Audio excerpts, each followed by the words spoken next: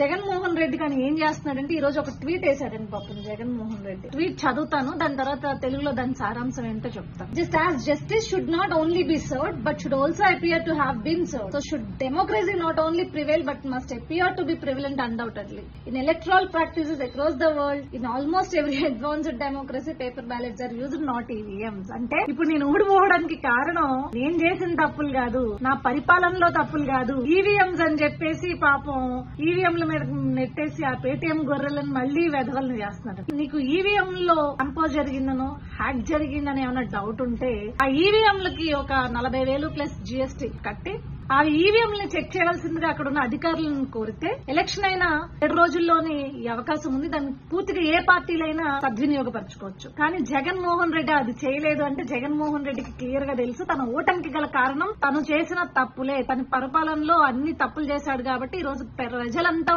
ఒక 11 సీట్లు ఇచ్చి కూర్చోబెట్టారనే విషయం జగన్మోహన్ రెడ్డికి బాగా తెలుసు.